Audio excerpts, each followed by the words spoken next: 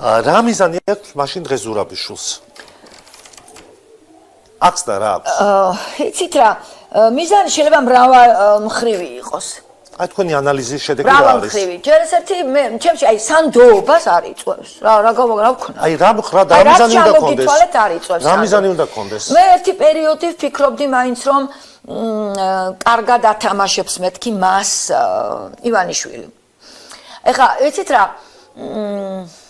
და ვფიქრობდი რომ ხომ არ დაიტოვა პაიკად დასავლეთთან სასაუბროდ. და საუბრობს ზურაბიშვილი ბიძინა ივანიშვილი ეს მე გამოჩნდება, როდესაც შეცვლა მოხდება ხელისუფლების და უთოდ მოხდება საზღვარ გამოეკერებიან, აი მაშინ შეიძლება დასჭირდეს დასავლეთთან რაღაცა გზა. ამაზეც მიფიქრია. მე ახლა გულწრფელად ვამბობ, მე მგონი ბევრს ვფიქრია. სარგებელი ამ პროცესებში შეიძლება რამე ხომ სარგებელი ვერ მოუტანა. ეს ალბათი არის, რომელსაც არ შეუძლია მოქმედებაში მოსვლა.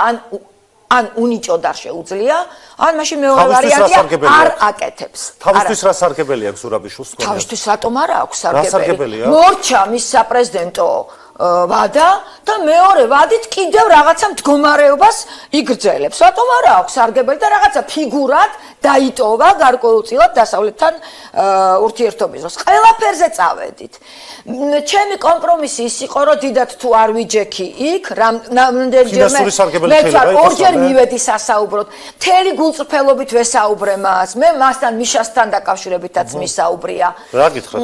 იცით რა, მე ერთხელ ჩავთვალე მაგალითად, რომ ძალიან გულწრფელი იყო და რაღაც უფრო კმაყოფილი წამოვედი, მაგრამ რაღაცა მომატყუა. რა მოგეთქვათ, რომ ანუ გაძლევდათ პირობას, რომ შეიწყალებდა ანუ ესეთი იმიტაციას ქმნიდა ყოველ შემთხვევაში, რომ რაღაცა შეიძლება არსებობდეს ვარიანტი.